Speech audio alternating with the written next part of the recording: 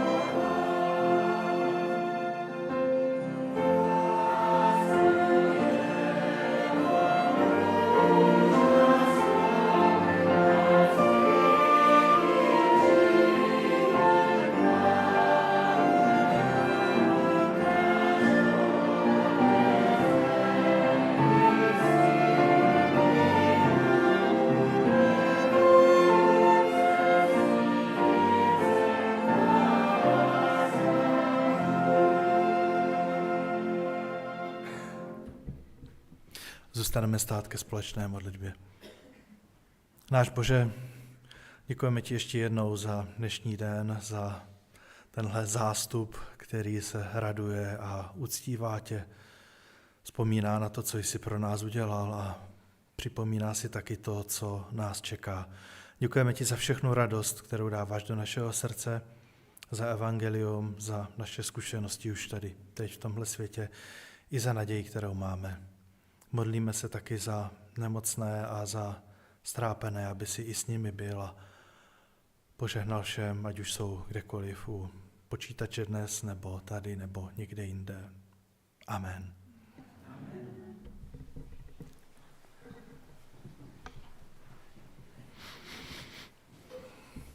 Děkuji všem hudebníkům, dnes to tady fakt zní, nevím, jestli to tak jde slyšet i v přenosu, ale je to prostě, má to všechny harmonické, nebo já nevím, jak se tomu říká. A řekl bych, děcka, jo, fakt, jo, zpozornili. Teď je chvíle pro vás, protože je příběh pro děti a úplně nejlépe si ho vychutnáte tady. Takže pojďte dopředu a tímto zvu dopředu i tetu Irenku, která má pro nás a pro vás připravený příběh.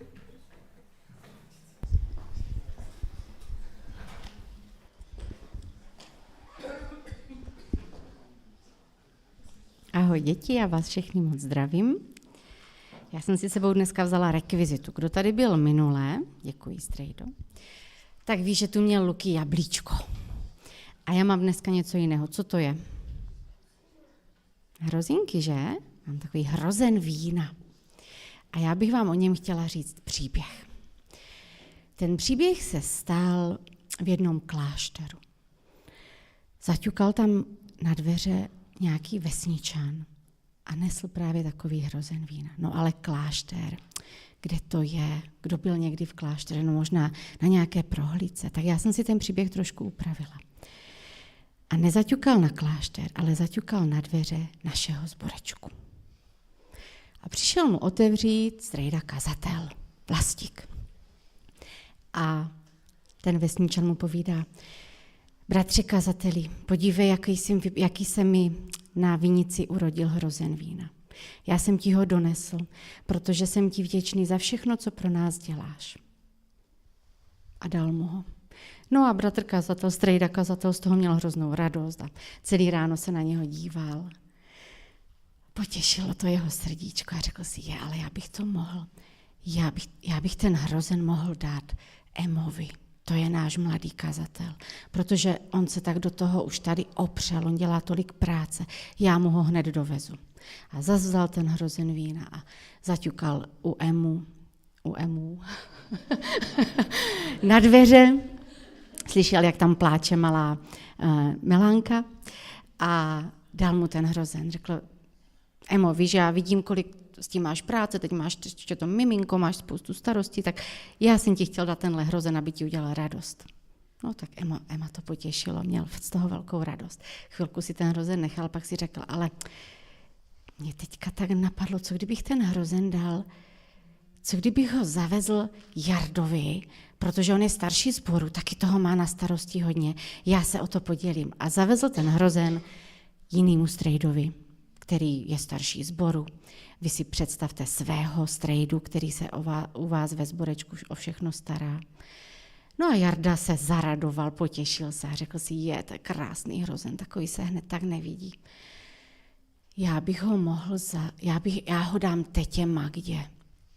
Ona dělá pokladníka, to je tak nevděčná práce a s těmi čísly, my jsme tak rádi, že se v tom někdo vyzná. No a při nejbližší příležitosti ho tetě daroval. A myslíte, že se ohřál ten hrozen u tety? No, už možná vás napadá, že ne, protože teta ten hrozen zavezla Strejdovi Pavlovi za to, že tak vytrvale hraje na varhany už tolik let. A Pavel ten hrozen zavezl tetě Hance za to, že se stará o sobotní školku. A teta Hanka ho dala tetě Lidušce za to, že se tak modlí za nás všechny. A Liduška ho dala tetě Káji za to, že vaří polívku. A tak ten hrozen putoval od jednoho k druhému. Každý z toho měl radost. Ta radost se nezmenšovala. Naopak, když radost někomu dáte, tak ji budete mít i vy, i on. A nemáte nikdo ničeho půlku, ale máte všichni něčeho hodně. Takže já vám přeju, abyste to zažili taky, abyste se dokázali o něco podělit. Může to být radost. Hrozen nám tady mizí, já ho zachráním. A může to být láska, ta se taky nezmenšuje, když ji dáte. Tak vám přeju do toho dalšího roku, abyste měli podobné zkušenosti i vy. Ten hrozen vám samozřejmě dám. Vás je tady 6. A jestli se o něj podělíte, nebo jestli s ním uděláte něco jiného, je už na vás.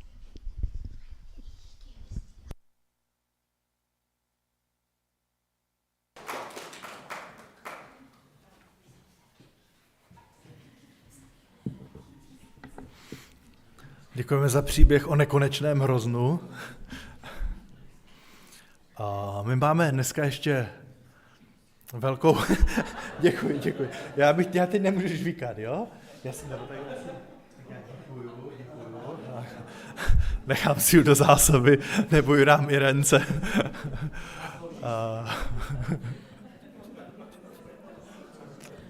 Vy to na kameře nevidíte, ale hrozně tady putují. Ale my děkuji. Mně se sem vůbec nechce po takovém zážitku, ale nebudu tu dlouho, protože chci pozvat už dopředu našeho kazatele, bratra Vladimíra Bartíka. My mu teda říkáme Vláďa. Jo? Vás bych poprosil, abyste povstali a my poklekneme k tiché modlitbě.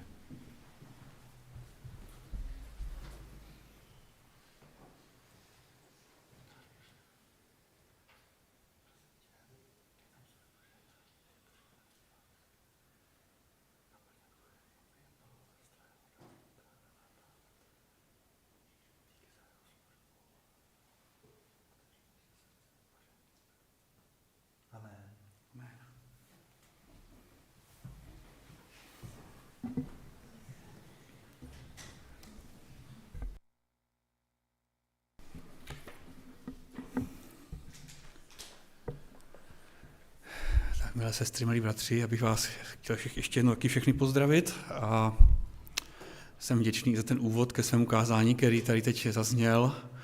Včera mi večer mi Lukáš volal, o čem to budu mít, tak si myslím, že se trefili dobře a myslím si, že i ten příběh pro děti se trefil, že to taky byl takový pěkný úvod. Já, když jsem přemýšlel, o čem budu kázat, což je samozřejmě už záležitost několika měsíců, tak možná si i někdo z vás třeba položil otázku, jak by se dalo poselství Pána Ježíše Krista shrnout třeba 1 nebo 2 větami. A prostě říct to nějak stručně, ale výstižně. Myslím si, že mnozí z nás, možná i my, máme často problém říct věci stručně, že to tak jako různě prostě mluvíme dlouho, neumíme to říct jednoduše. Já jsem si třeba vzpomněl i na jednu sobotní školu tady ve Vyškově, kdy taky zazněla otázka vysvětlit třeba velký spor v několika větách a nakonec to taky bylo na 5 minut. Jo. Takže ono to prostě není úplně jednoduché a my lidé to často neumíme, ale dobrá zpráva je, že Bible tato na několika místech umí. A jedním samozřejmě, když byste dostali tu otázku, asi jedním z prvních veršů, který by vás napadl, je Jan 3,16. To je takový asi nejznámější, neboť tak Bůh miloval svět, že dal svého jediného syna, aby žádný, kdo v něho věří, nezahynul, ale měl život věčný. To je opravdu výstižný verš, který říká vše podstatné. No a já jsem při čtení evangelií narazil ještě na jeden, který si myslím, že by mu mohl v tomto směru i konkurovat. No, možná nezní až tak výstižně, ale zase ten text přímo naznačuje, že jde o určité shrnutí Ježíšova poselství. Na tento text jsem narazil, když jsem četl Matoušovo evangelium od místa, kde jsem minule skončil svoje kázání. Minule jsem kázal o pokušení na poušti, takže teď jsem si přečetl ten text, který hned následuje, a to bude tedy hlavní text toho dnešního kázání. Takže abych ho teď spolu s vámi přečetl. Je to tady z Matouše ze 4. kapitoly a tam bych chtěl přečíst verše 12 až 17. Když Ježíš uslyšel, že je Jan uvězněn, odebral se do Galileje. Opustil Nazaret a usadil se v Kafarnaum při moři v území Zabulón a Neftalím, aby se splnilo, co je řečeno ústy proroka Izajáše. Země Zabulón a Neftalím směrem k moři za Jordánem, Galilea Pohanů, lid bydlící v temnotách uvidí veliké světlo. Světlo vzejde těm, kdo seděli v krajině stínu smrti. Od té chvíle začal Ježíš kázat. Čiňte pokání, neboť se přiblížilo království nebeské.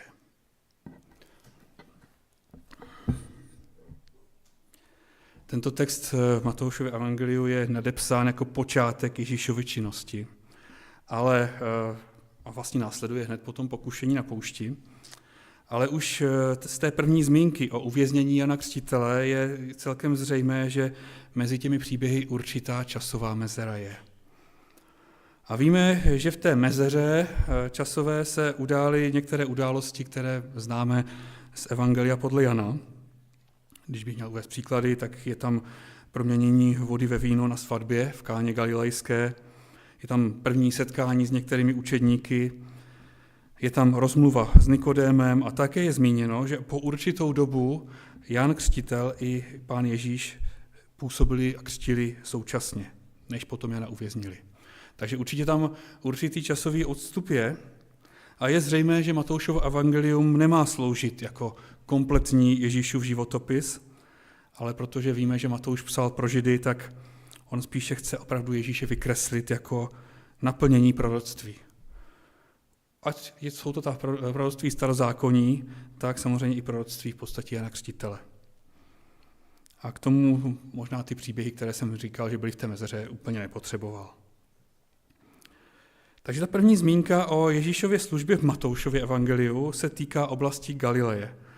Konkrétně je tam zmíněná země Zabulón a Neftalí, což víme, že jsou jména dvou původních izraelských kmenů.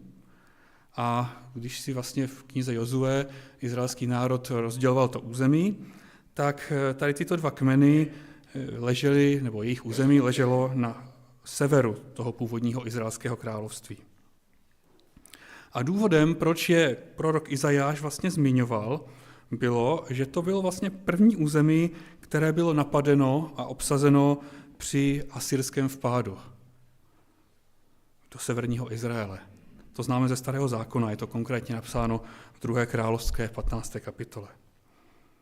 A proto Izajáš mluví o lidu žijícím v temnotách a dává této těžce zkoušené zemi naději, že jim také vzejde světlo.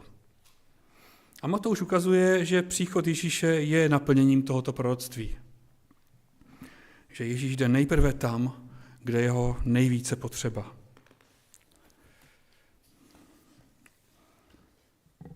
Tedy v důsledku těch starozákonních událostí šlo o území, kde žilo obyvatelstvo různých kultur. Byli tam Židé, ale také příslušníci různých pohanských národů. A právě proto touto oblastí Židé z Jeruzaléma tolik pohrdali. Zde se nacházelo také město Kafarnaum, které je zmíněno v tom textu, a tam Ježíš v podstatě nejvíce během své služby působil. Víme, že se tam Ježíš přesunul právě z Nazareta, kde strávil dětství a svůj dosavadní život.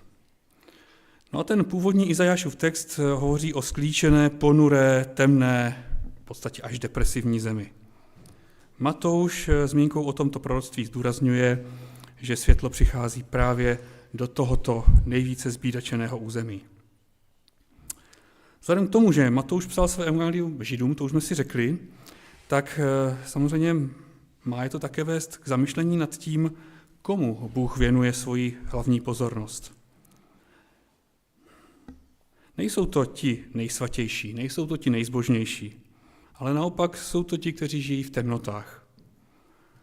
A to může být povzbuzením pro každého z nás, ať už ve svém životě jakkoliv klesneme, upadneme, zřešíme. Ježíš nám stále věnuje svoji velkou pozornost, bojuje za naše uzdravení a za naše spasení. Nabídka spásy přichází nejdříve tam, kde je největší tma. Už jsme si tady popsali, kam a za jakými lidmi se Ježíš se svým poselstvím vydal, ale teď se už dostáváme k tomu hlavnímu sdělení. našeho textu. Co bylo tím hlavním poselstvím, které mělo přinést těmto lidem světlo? To je zapsáno v tom 17. verši, který jsem už přečetl. Čiňte pokání, neboť se přiblížilo království nebeské. První věcí, co bychom si asi o tomto textu měli uvědomit, je, že nejde o žádnou doslovnou citaci Ježíšova výroku. Asi se shodneme na tom, že Ježíš během kázání pořád dokola neopakoval tuto jednu větu. A zcela jistě ani Ježíšova kázání nebyla tak krátká, že by obsahovala pouze tuto jednu větu. Po vyřčení této věty by se Ježíš někam zvedl a šel to říct jinam, tak to asi nevypadalo. To by bylo extrémně krátké kázání a to by asi úplně svůj nějaký dopad nemělo. Je zřejmé, že ten 17. verš je v podstatě shrnutím. Je shrnutím všeho, co Ježíš na všech místech různými způsoby říkal. Měl tedy určitě mnoho kázání, měl je delší a určitě mezi nimi byly určité rozdíly.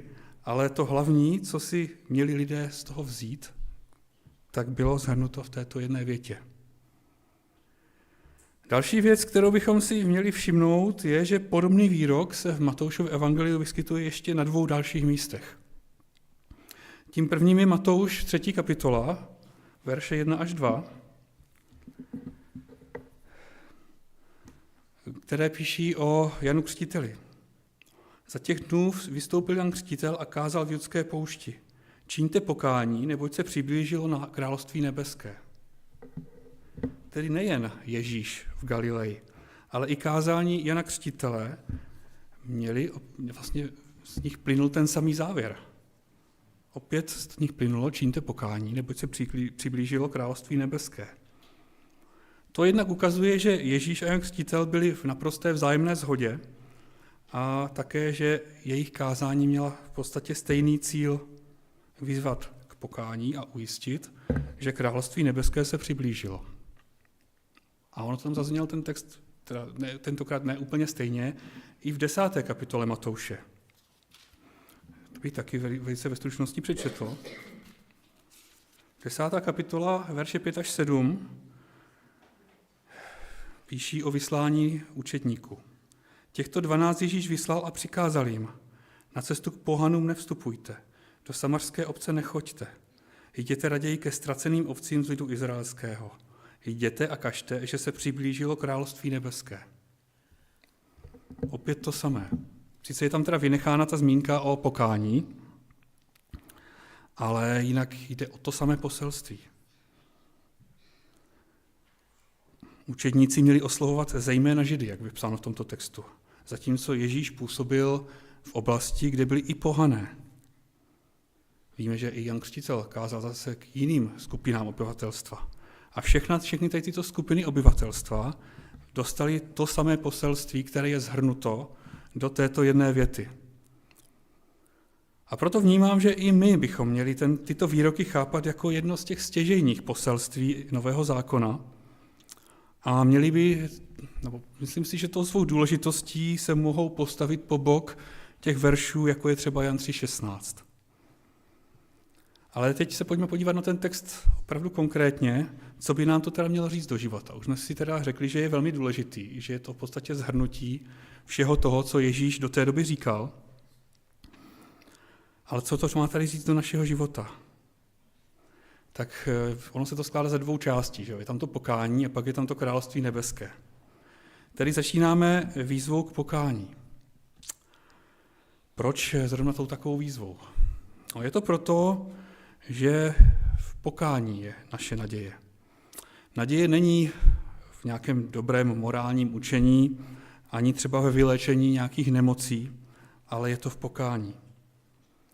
Věřím tomu, že pokání není pro nikoho z nás nové slovo. Víme, že jednoduše řečeno se jedná o lítost nad vlastním hříšným stavem, který se projevuje opakovanými selháními a pochybováními v životě. Ale to pokání, to není jenom nějaké splnění povinnosti nebo odříkání povinných předepsaných modliteb. Už i ten řecký výraz, který se pro to pokání používá, což zní něco jako metanoite, tak to v podstatě naznačuje, ta první část slova zejména, že jde o určitou změnu. Známe třeba v češtině, že pojmy jako metamorfóza, což je proměna a tak dále, takže je to určitě změna myšlení. Nejde jenom o to v podstatě říct, že mě to mrzí, ale měla by tam být taky touha toto znovu neopakovat. To, jestli se to pak podaří zrealizovat, jestli opravdu se mi to podaří nezopakovat, je věc druhá. To je někdy jako delší proces, ale můžeme na tom potom v čase spolupracovat s Pánem Ježíšem, protože třeba sami nemáme tu sílu s tím skončit, ale měla by tam být ta touha po té změně. To je ten důsledek pokání, tedy kdy je mluveno zejména o změně myšlení a touze změnit svoje chování. Já si myslím, že se shodneme, že toto je výzva, která je velmi aktuální i v dnešní době, protože pokora je něco, co v dnešním světě, v dnešní společnosti jednoznačně chybí. Myslím si, že v minulosti bylo pokorných lidí více, což plyne třeba už jenom z toho, že příjmení pokorný, pokorná je v České republice 13. nejčastější. Mně přijde docela zajímavé. Pokud se podíváme do historie vzniku příjmení, tak ta se začala používat v průběhu středověku, ale v podstatě až do 17. až 18. století se mohla klidně měnit a vždycky měla odrážet nějakou vlastnost nebo nějaké povolání toho, kdo to příjmení měl. Ale od toho 18. století, přibližně v době Marie Terezie, došlo k ustálení těch příjmení. A tím pádem od té doby v podstatě už i ten, který se jmenuje pokorný ve skutečnosti vůbec být nemusí. Ale tím, že těch příjmení tady máme tolik, těch pokorných, tak je zřejmé, že v té době, v době středověku, pokorných lidí bylo rozhodně více než dneska. Protože, jak říkám, ona ta příjmení opravdu vznikala na základě toho, jak ti lidé byli. Proč k této změně došlo? Proč už ta pokora vymizela? No určitě to není proto, že by středověk byla tak skvělá doba, ve které by chtěl žít každý. To si myslím, že asi ne. Ale on nám tu odpověď dává ten text samotný. Čiňte pokání, neboť se přiblížilo království nebeské. Bez vědomí blížícího se království nebeského ta pokora prostě nedává smysl. A protože jsme ateistická země, tak je logické, že i vědomí Božího království vymizelo a tím pádem vymizela i ta pokora. Takže to je první věc, kterou bychom si měli uvědomit. Jo, že bez vědomí blížícího se království nebeského pokora nepřijde. Pokora nedává smysl. A teď se teda pojďme ještě podívat na tu druhou část toho textu. Co to znamená přiblížilo se království nebeské? Mimochodem v Markovi i v Lukášovi je stejný text, pouze je tam použito místo království nebeské, království boží. To je ale v podstatě to samé. Protože Matouš psal pro Židy a ti byli na vyslovování božího jména docela dost hákliví, tak on raději použil neutrální pojmenování království nebeské, ale jinak jde v podstatě o to též. Myslím si, že tou základní otázkou, když mluvíme o tom nebeském království, tak je, o jakém nebeském království Ježíš mluví. Jde o to fyzické nebeské království, které tady nastane po druhém příchodu Pána Ježíše Krista. Nebo jde o nebeské království, které jsem si já teda osobně pojmenoval jako takové virtuální nebeské království, které má být tady a na této zemi mezi námi. Což je zapsáno v Lukáši 17 a ještě si ten text za chvíli přečteme. Jo, já jsem si to pracovně nazval virtuální nebeské království, to je cizí slovo, které se často používá v informačních technologiích, ale obecně to označuje něco, co fyzicky neexistuje, ale projevuje se to tak, jako by to bylo reálné. Já si myslím, že to je velice výstižné pojmenování toho nebeského království, které by mělo být mezi námi. Já si teda osobně myslím, že jsou možné v podstatě oba výklady, že to fyzické boží království se díky Ježíšově prvnímu příchodu a jeho následné smrti stalo tím, na co se můžeme reálně těšit a co se opravdu přiblížilo a je stále blíže. A také by to mělo být motivací k pokání.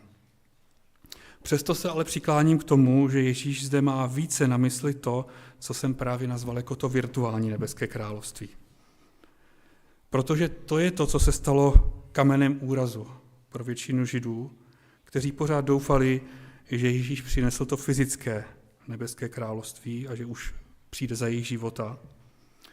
Víme, že i učedníci v tom měli trošku guláš, že už si v Božím království chtěli rozdělovat ministerská křesla, že i před na nebe vzetím se Ježíše ptali, jestli už teď přijde to jeho království pro Izrael.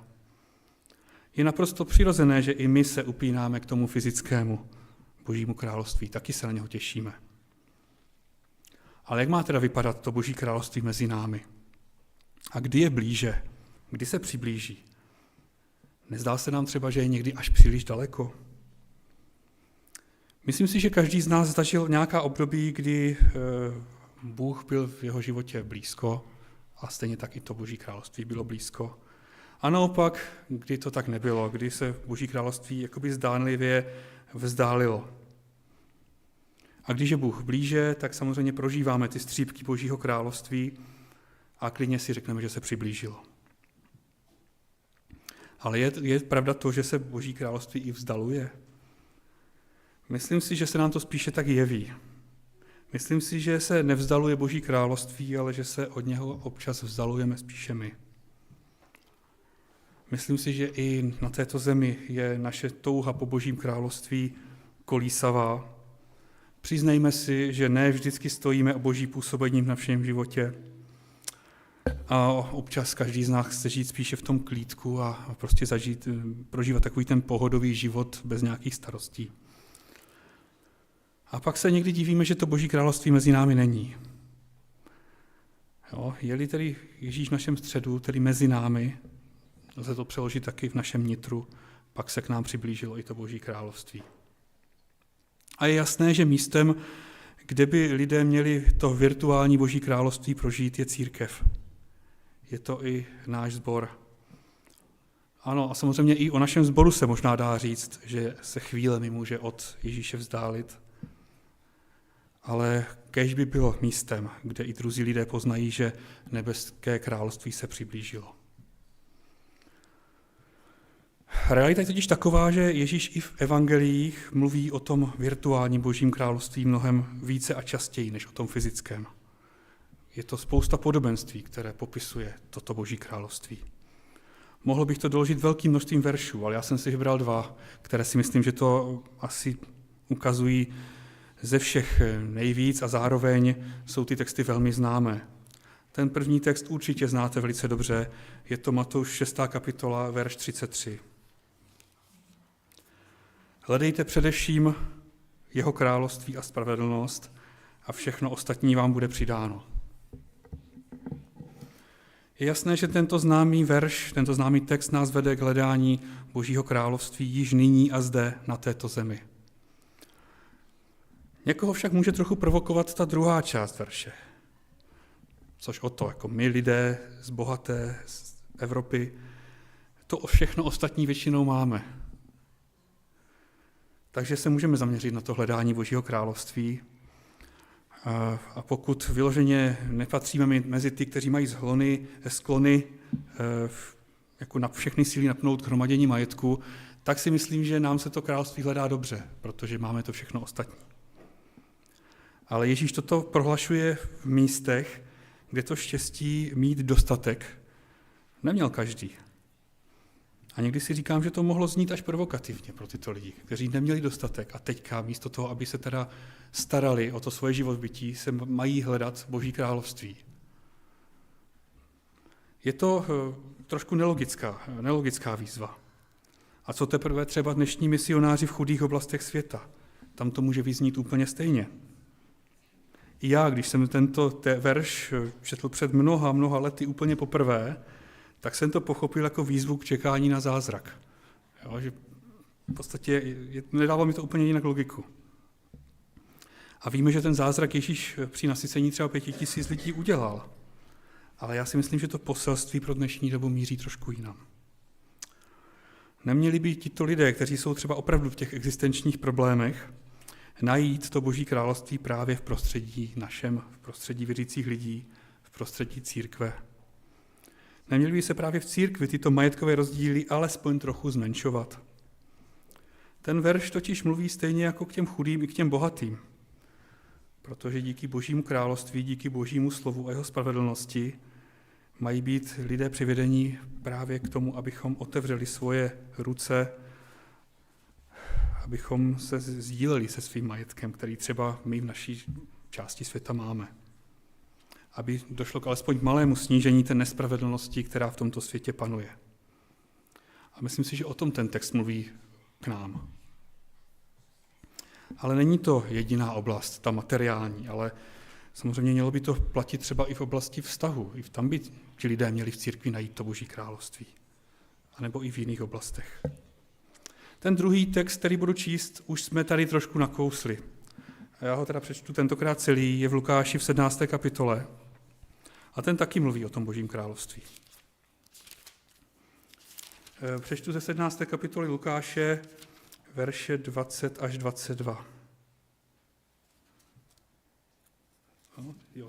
Pardon, jsem si nalistoval špatné evangelium.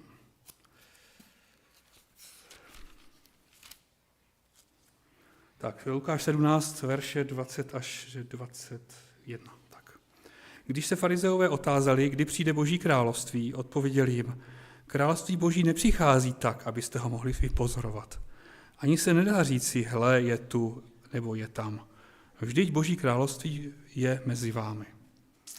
To je možná ten úplně nejvíce výstižný text tady v této věci. Když si představíte nějaký třeba historický film nebo nějakou pohádku, kde nějaký zlý král přicházel se svojí armádou, tak tím chtěl prezentovat moc svého království. Armáda nesla ty jeho zástavy v těch barvách království a všichni kolem to mohli vypozorovat. Myslím si, že při druhém příchodu to vypozorujeme také. Ale Ježíš přesto v tomto textu říká, že Boží království tu už je. Je tu mezi námi.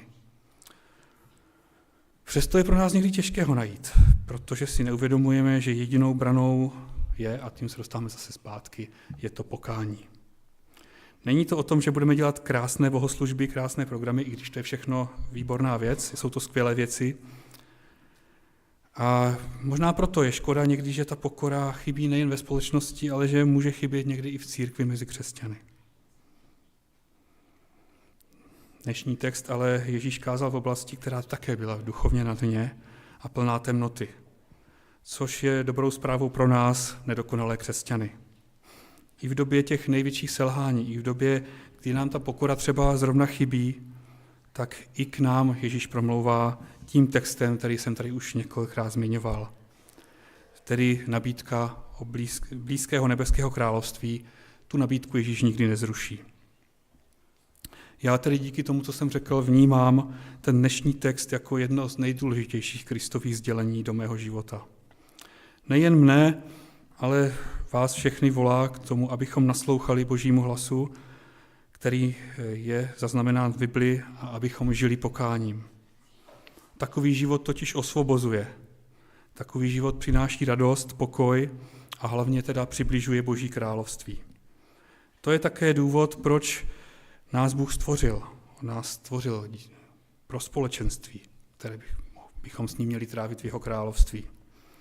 Takže bych vám chtěl popřát, abyste nebeské království zakoušeli co nejvíce i v tom následujícím kalendářním roce a také, abychom to blízké Boží království, o kterém Ježíš kázal, tak abychom ho zažívali také i v našem sborovém společenství. Amen.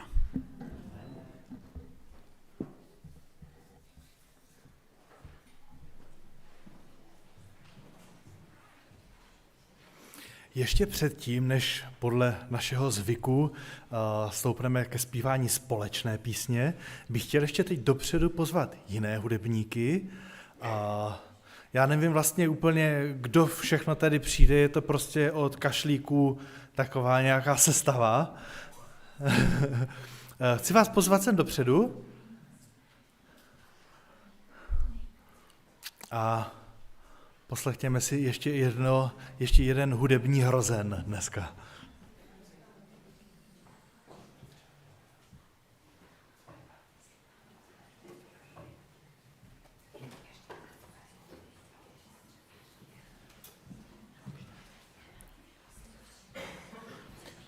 Tak já bych chtěl jenom navázat na to, co bylo řečeno. Chtěli bychom vám všem i nám popřát Boží blízkost v našem životě i v tom novém roce. A tahle ta píseň bude takovým i pokračováním toho, co jsme prožívali tento týden, hlavně ve středu, s přáním, aby se Pán Ježíš nejenom narodil, ale aby se narodil do našich srdcí i tento rok. Takže pojďme slyšet zvěst, tu vánoční zvěst o jeho narození.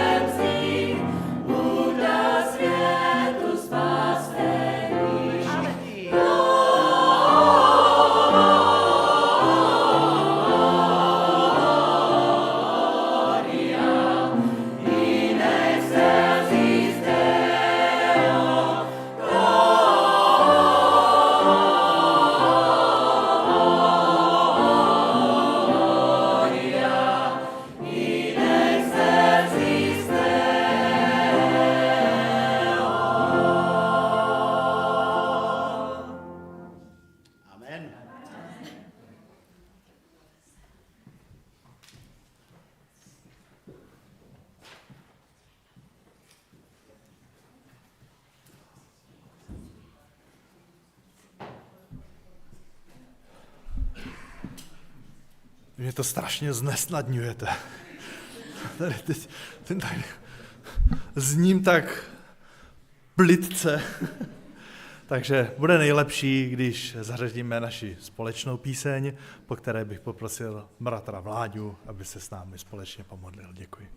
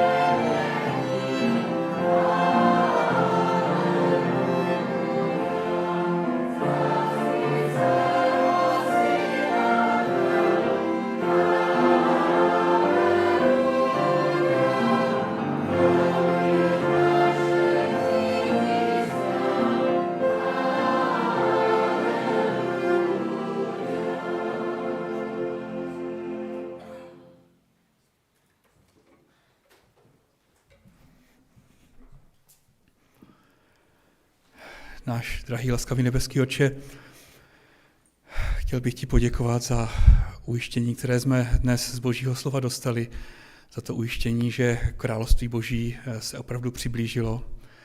A odpusť nám, prosím, že to možná v životech často nedokážeme úplně docenit, možná to ani tak moc nehledáme, to Boží království, ale přesto si uvědomujeme, že potřebujeme tvoji blízkost, potřebujeme tvoji přítomnost v našem životě, potřebujeme, aby to Boží království bylo opravdu mezi námi. A tak tě prosím, abys v těch dalších dnech, v tom dalším roce, abys na nás stále působil svým duchem, abychom si toto možná uvědomovali co nejvíce a aby to hlavně v našich životech bylo vidět. Děkuji ti za to. Amen.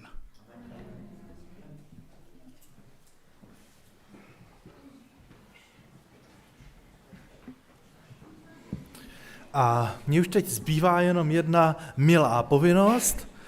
Tady v našem sboru jsou některé věci milé, i ty nečekané, a to je sbírka pro náš sbor, takže pokud budete ochotní přispět na provoz našeho sboru, budeme moc rádi. Můžete tak učinit buď hotovostně, nebo bezhotovostně, vidíte, jsme tady vybaveni. Co se týče ještě oznámení, to úplně nejdůležitější se asi týká dnešního odpoledne, koncertu Dotknutí láskou, který bude tady v naší modlitebně v 5 hodin. To se týká teda hlavně asi diváků na internetu, kterým oznamuji, že volná místa už zase budou, jo? Aby náhodou nedošlo k omylu, že je tady dnes plno, to tak není. Takže to je akce, která se týká tohoto týdne. Příští týden na sobotu je plánováno setkání žen. Pozvánka je na internetu. A potom ještě hodně už dopředu mám tady ještě jednu pozvánku. V pátek 23. ledna, čili na konci ledna, bude mít náš bráška Pavel tady povídání o bylinkách, o přirozené imunitě, takže to je vlastně ještě taková vzdálenější akce. Hnedka z kraje ledna máme ještě setkání výboru, kdybyste ještě chtěli nějaké body do agendy přidat, určitě můžete.